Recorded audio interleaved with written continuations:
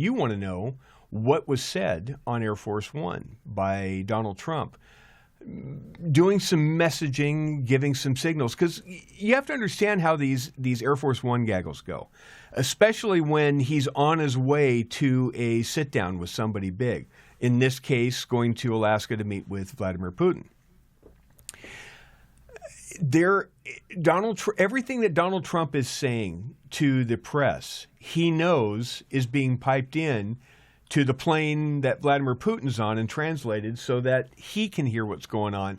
So they're talking at each other through the media from two different planes careening towards each other. It's actually pretty remarkable. So after speaking with Brett Baer in the president's office on Air Force One, he went back and spoke to the rest of the pool, the rest of the gaggle in the back of the plane.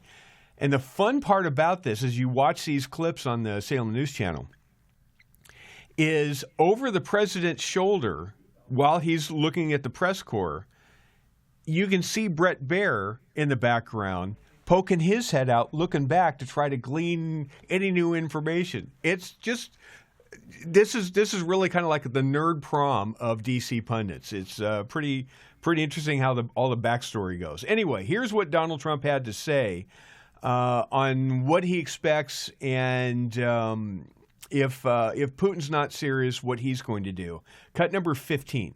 You had said earlier this week that Putin would face severe consequences if you get the sense from him that he's not interested. What do you mean by that? Economically severe. Yes, it will be very severe.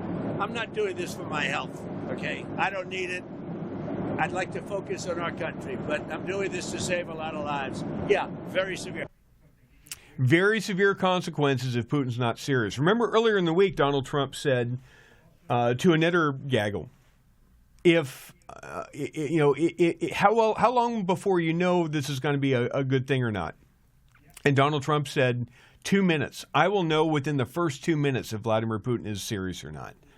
And he'll walk. That's what he told Brett Baer. He would walk. More Donald Trump from the gaggle. Cut number 16. What will make a success of this summit today?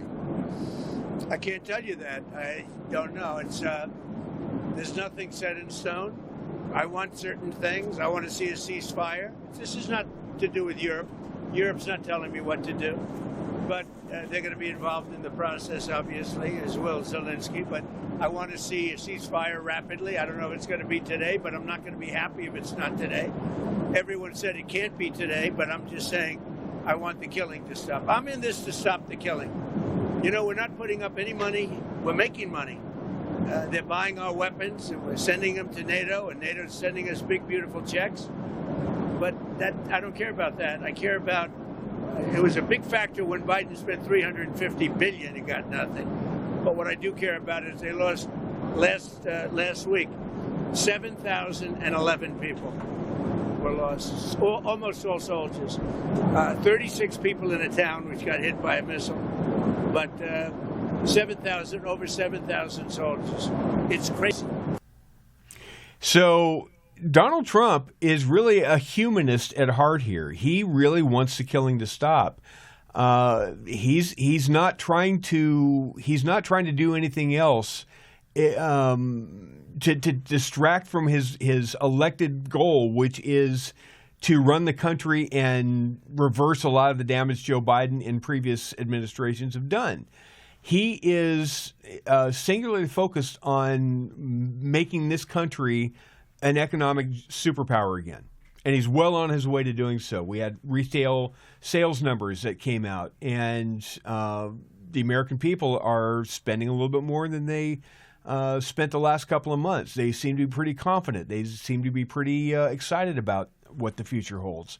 And they're spending money. They're buying things. The economic engine is healing right now. So Donald Trump that's his main focus. He also doesn't like it when people are getting killed wholesale in slaughtered fashion. And that's why he wants this thing to end. That's why he's willing to come here to try to find a deal if there can be a deal. Cut number 18, talking about Vladimir Putin. In-person meeting. Look, he's a smart guy. Been doing it for a long time, but so have I. Been doing it for a long time. And here we are with President. that was much more difficult than what I'm doing today, believe me. So we get along. There's a good respect level on both sides, and I think, something's going to come of it. I noticed he's bringing a lot of business people from Russia, and that's good. I like that because they want to do business, but they're not doing business until we get the war settled. See, that's the thing, that as they were flying there, it was going to be a one-on-one. And then news leaked that Vladimir Putin was bringing a bunch of Russian business people. Maybe as many as 100 Russian business people were on the Russian plane as well.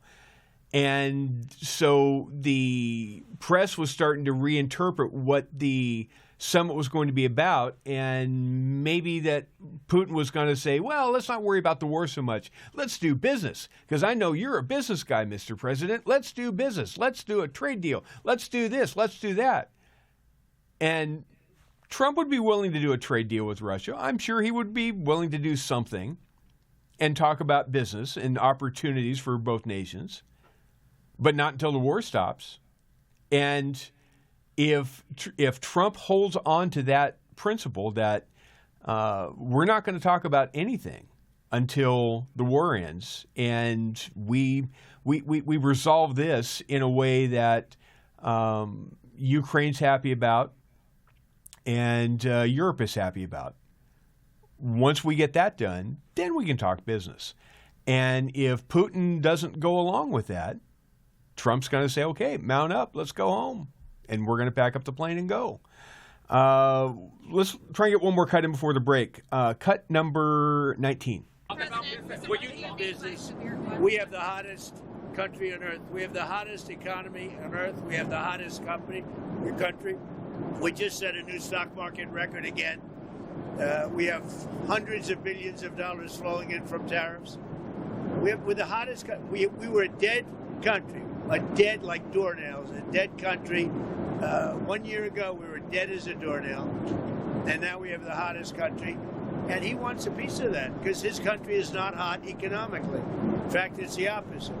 And China's not doing well economically, but look, I want everybody to do well. The war's got to stop and the killing's got to stop.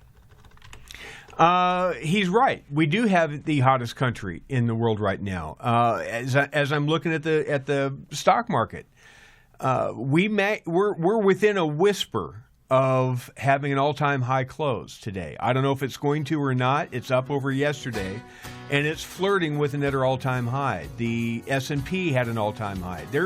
There's lots of good things going on in this country economically, and Trump's right. Vladimir Putin wants a piece of it. He doesn't want the sanctions to hit Brazil. He doesn't want the sanctions to stay on India because it's going to squeeze whatever's left of the Russian economic engine, which is their energy exports. For full shows, live and on demand, it's Salem News Channel.